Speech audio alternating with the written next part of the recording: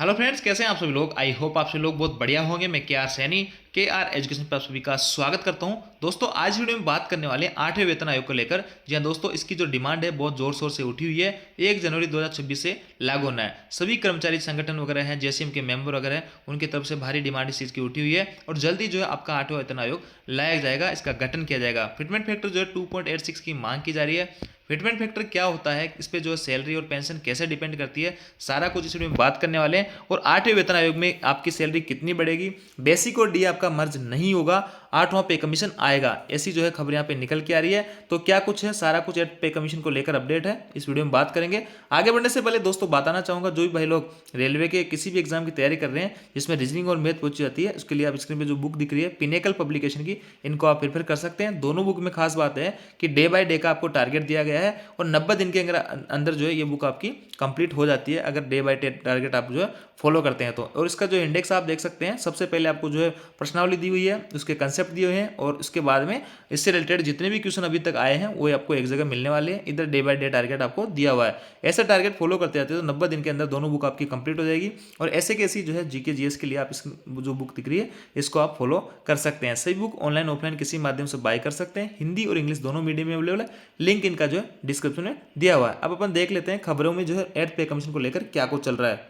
अब देखिए दोस्तों, 8th पे कमीशन को लेकर अलग अलग न्यूज़पेपर जो है अलग अलग खबरें यहाँ पे आप देख पा रहे होंगे। तो देखिए यहाँ पे एनडीटीवी की तरफ से एक दिन पहले डाला गया है। इसमें लिखा है कि 8th पे commission expect fitment factor of 2.86 for salary revision says की जेसी मेंबर्स की तरफ से यह डिमांड आई है कि 2.86 का जो है सरकार यहाँ पे फिटमेंट फैक्टर लाया जाए। और देखिए वेतन आयोग जो है 2016 वाला जो था 2014 में गठन हो चुका था, तो उसको देखते हुए तो यहाँ पे 2024 में इसका गठन हो जाना चाहिए था 8वें वेतन आयोग का। लेकिन जो एक्सपर्ट्स वगैरह उनका कहना है कि उस टाइम चुनाव का जो दौर था, इसी कारण 2 साल पहले उसका गठन किया गया था। बाकी जो है इसमें इतना टाइम नहीं लगता है और इसकी पूरी पूरी संभावना है कि आपका बजट जो आएगा जनवरी 2025 के अंदर, उसके अंदर आपका जो है इसका गठन हो सकता है, इसकी अनाउंसमेंट हो सकती है। तो यहाँ पे होना तय है कि 8वां वेतन आयोग जरूर आएगा।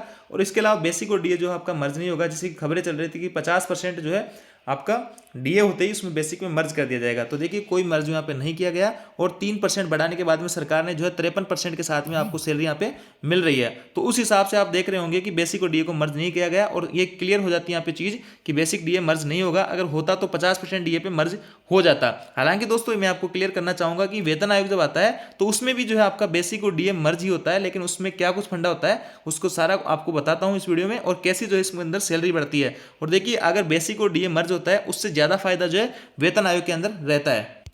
अब वेतन आयोग के अंदर कैसे ज्यादा फायदा मिलेगा वो देख लीजिए। यहाँ पे थोड़ा सा मैं आपको पिछला जो वेतन आयोग आया था 7 सीपीसी की जो रिपोर्ट है उसके ऊपर चलते हैं। और वहां पे देखिए सबसे पहले आपका 7 सीपीसी के अंदर जो सरकार ने इंक्रीमेंट दिया था वो 14.3% दिया था। और आज तक सबसे ज्यादा जो सैलरी बढ़ी थी आपकी 6th पे कमीशन में, 6ठे वेतन आयोग के अंदर लोगों की जो सैलरी है 50-60% तक जो है उसमें हाइक हुआ था। इससे पहले आप देख लीजिए सेकंड में जो है 14.2 था। कहने का मतलब आज तक जो है सरकारी कर्मचारियों की जो सैलरी बढ़ी है वो 6ठे वेतन आयोग के अंदर ही सबसे ज्यादा हाइक हुई थी। उसके बाद में 7वें वेतन आयोग के अंदर 14.3 जो है % का इंक्रीमेंट दिया हुआ था। तो ये होता क्या है, इसको थोड़ा अपन डिटेल से समझेंगे, आपको सारी कुछ चीजें क्लियर समझ आ जाएगी कि वेतन आयोग में सैलरी बढ़ती कैसी है। देखिए अगर बेसिक और डीए मर्ज होता है सीधा सीधा, तो अगर किसी भाई का बेसिक मान लो 100 रुपए है और डीए 50% है तो 50 रुपए इसमें मर्ज कर देते तो उसका नया बेसिक जो निकल के आएगा वो 150 रुपए हो जाता। और आपकी आप नया जो भी एचआरए वगैरह हैं, जो भी भत्ते हैं आपको इस 150 रुपये बेसिक पर लगेंगे। यानी पहले मान लो आचार्य किसी को 10% मिल रहा था तो वो 10 रुपये मिल रहा था, अब बेसिक और डी अगर मर्ज हो जाता है तो उसको जो है 15 रुपये यहाँ पे मिलेगा। ऐसे अगर मान लो नया जो डीए लगेगा, मान लो 3% लगता है तो इस पर 3 रुपये मिलता है आपको। अब जो 3% डीए लगेगा वो आपको 150 रुपये में मिलेगा। तो ये तो बात हो गई आपकी बेसिक और डीए मर्ज होने की। अब पे कमीशन के अंदर क्या होता है, पे कमीशन में भी आपका बेसिक और डीए को मर्ज ही करते हैं, लेकिन दोनों को मर्ज करने के बाद में सरकार की तरफ से एक इंक्रीमेंट भी दिया जाता है जो आप देख रहे हैं यहाँ पे। ये इतने आपको 6ठे वेतन आयोग में ये 54% का इंक्रीमेंट दिया था। तो ये कैसे देते हैं इसको मैं आपको एक चार्ट के माध्यम से समझाने की कोशिश करूंगा। देखिए सबसे पहले दोस्तों यहाँ पे दोनों की कैलकुलेशन देखिए। आप 7वां वेतन आयोग जो था उसमें आपका 6ठा वेतन आयोग जो था मतलब डीए एज ऑन 1/1/2016 तक जो है आपका डीए 125% पहुंच चुका था। और अभी जो है डीए यहाँ पे फिटमेंट फैक्टर व्हेन डीए मर्ज तो देखिए यहाँ पे बेसिक को इन्होंने 1 माना है और 125% जो है डीए पहुंच चुका, यानी 100 अगर आपकी बेसिक है और 125 आपका डीए हो गया, अगर दोनों को ऐड करते हैं अपन तो 225 यहाँ पे निकल के आता है। तो ये 225 से जो आपका फिटमेंट फैक्टर जो है 2.25 यहाँ पे निकल के आ रहा है। इसको 100 से डिवाइड कर देंगे तो 2.25 जो है आपका फिटमेंट फैक्टर यहाँ से निकल के आ रहा है। ये चीज़ क्लियर हो गई होगी कि डीए जो है 125% था आपका 1/1/2016 तक, यानी 1/1/2016 से आपका जो वेतन आयोग लगना था, 7वां वेतन आयोग, तब तक डीए जो है 125% पहुंच चुका था। लेकिन इस बार देख लीजिएगा पूरा टाइम आपका होने वाला है और आपका जो है 53% पे डीए आपका अटका हुआ है। तो कहाँ 125 और कहाँ 53%, तो कितना धीमी गति से डीए जो है इस बार बढ़ रहा है। अब 125% को मर्ज करने के बाद में फिटमेंट फैक्टर जो है आपका यहाँ पे आपका मर्ज करने के बाद में 2.25 जो है फैक्टर आया। अब इंक्रीज इन पे कमीशन, यहाँ पे सरकार ने 14.2% का यहाँ पे अभी आपने देखा कि 14.3% का जो इंक्रीमेंट दिया था, ये 14.3% का, तो ये 2.25 के ऊपर दिया था, यानी 2.25 को जो है 14% और बढ़ा दिया, यानी 114.3% करके यहाँ से निकाला गया। तो देखिए 14.3% बढ़ाने के बाद में यहाँ से जो फैक्टर निकल के आया, यहाँ पे 0.32 निकल के आया। इस 0.32 को अगर इसमें ऐड करते हैं तो यहाँ पे नया जो फैक्टर निकल के आया 2.57। तो ये जो है फिटमेंट फैक्टर यूज किया गया था 7वें वेतन आयोग के अंदर। तो यहाँ से आपको समझ में आया होगा कि फिटमेंट फैक्टर निकलता कैसे है, यानी आपका डी 125% था, इसको ऐड किया तो फैक्टर निकल के आया 2.25। इस पे सरकार ने 14.3% इंक्रीमेंट दिया, यानी इसको जो है 14.3% बढ़ाया तो 14.3% निकल के आया 0.32। इस 0.32 को इसके अंदर ऐड करते हैं तो यहाँ पे नया जो आपको फिटमेंट फैक्टर जो निकल के आया 2.57 निकल के आया। अगर ऐसे कैसे मैं कैलकुलेट करूं 8वें वेतन आयोग के अंदर तो आपका फिटमेंट फैक्टर कितना निकल के आ रहा है वो देख लीजिएगा। यहाँ पे अभी जो डीए आपका 53% है और 3 बार डीए आपका वो लगना है, 1 जनवरी 2025 से, 1 जुलाई 2025 से और 1 जनवरी 2000 आपका 26 से। तो इन सबको अगर ऐड करते हैं अपन और अभी तक आपका डीए 53% है और मैं मानता हूं कि 3 बार में 3% और बढ़ जाता है ना, कम से कम तो 9% आपका और इसमें ऐड करेंगे तो आपका डीए जो है 62% तक पहुंच जाएगा।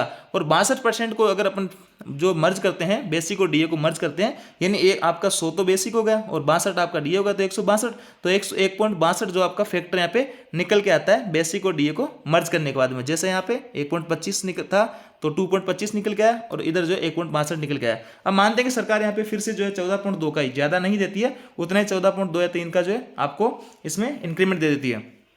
तो 14.2 अपन इसमें मान लेते हैं, इससे 0.1 अपन काम मानते हैं तो यहाँ पे आपको जो 0.23 निकल के आता है, इस 0.23 को इसमें ऐड करते हैं तो आपका नया जो फिटमेंट फैक्टर निकल के आता है 1.85 फिटमेंट फैक्टर निकल के आता है। अब जो जेसीएम के मेंबर वगैरह हैं जो 2.86 की जो बात कर रहे हैं, इतना फिटमेंट फैक्टर कैसे निकल के आ रहा है या कैसे वो डिमांड कर रहे हैं, ये चीज़ मेरे समझ में नहीं आ रही है। क्योंकि दोस्तों जब डीए आपका 125% था 1/1/2016 में, तब भी जो है आपका यहाँ पे फिटमेंट जो फैक्टर था 2.5 से निकल के आ रहा है, जबकि आपका डीए इधर तो 62% तक ही नहीं पहुंच रहा है, फिर आपको जो है 2.86 जो है कैसे मिल जाएगा। तो मेरे हिसाब से आपका जो नया फिटमेंट फैक्टर निकल के आएगा 8वें वेतन आयोग के आसपास, तो वो 1.85 के 1.90 के आसपास ही निकल के आएगा। और इससे जो क्या होगा, आपकी जो वर्तमान बेसिक है उसको इससे मल्टीप्लाई कर दिया जाएगा और वो जो है आपकी बेसिक निकल के आ जाएगी। जैसे दोस्तों पहले जो है 6ठे वेतन आयोग में 7,000 जो है न्यूनतम बेसिक थी, उस 7,000 को इस फिटमेंट फैक्टर से मल्टीप्लाई किया गया तो आपको 17,992 रुपए के करीब कुछ निकल के आया।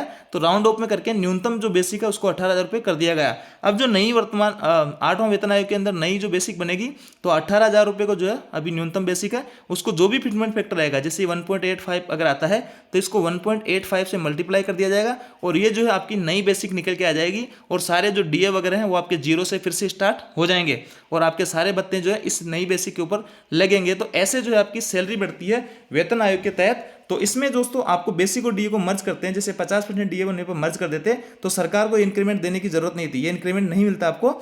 और अब जो है अगर 8वां वेतन आयोग लगता है तो सरकार अपनी तरफ से कुछ ना कुछ इंक्रीमेंट देती है, तो बेसिक और डीए को मर्ज करने के बाद में वो इंक्रीमेंट भी आपको मिलता है। इससे जो है फिटमेंट फैक्टर में आपको अच्छी हेल्प हो जाती है और अच्छी सैलरी हाइक यहाँ पे हो जाती है। तो न्यू आपकी जो बेसिक निकल के आएगी 35,000 के आसपास, अगर 1.85 को अगर फिटमेंट फैक्टर मानते हैं इतने इसके आसपास, तो ये जो है 34,000 के करीब जो है न्यूनतम बेसिक आपके 8वें वेतन आयोग के अंदर हो जाएगी। और ये थी दोस्तों जानकारी, यहाँ पे मैंने कंप्लीटली जानकारी आपको देने की कोशिश की है। कुछ भाइयों का डाउट था कि पे कमीशन के अंदर सैलरी बढ़ती कैसे है, फिटमेंट फैक्टर क्या होता है, तो यहाँ पे मैंने आपको क्लियरली मेंशन किया है कैसे क्या कुछ होता है। और ये जो है 7वें वेतन आयोग की जो है रिपोर्ट वगैरह थी जो मैंने आपको दिखाया। पहले यहाँ देखिए न्यूनतम बेसिक तो 7,000 था, सारा कुछ कैलकुलेट करने के बाद में 17,992 निकल के आया था और उसको जो है 18,000 रुपये राउंड ऑफ में कर दिया गया है। यानी सीधा सीधा मैं बात करूं तो फिटमेंट फैक्टर जो था उसको 7,000 से मल्टीप्लाई किया तो आपको 18,000 करीब जो है न्यूनतम बेसिक निकल के आ गया था। तो इस हिसाब से आपकी सैलरी बढ़ती है वेतन आयोग के अंदर, तो अच्छी सैलरी आपकी अच्छी खासी होगी नो डाउट। और 8वां वेतन आयोग है, ये भी जो है पक्की खबर है जहां से चारों तरफ से जो खबर आ रही है, क्योंकि बेसिक और डीए मर्ज नहीं किया तो दूसरा ऑप्शन जो है सरकार के पास में 8वें वेतन आयोग का ही है। तो ये थी दोस्तों जानकारी। आप जानकारी आपको अच्छी लगेगी, वीडियो आपको अच्छा वीडियो लाइक कीजिए, दोस्तों के साथ में शेयर जरूर करें। Thank you.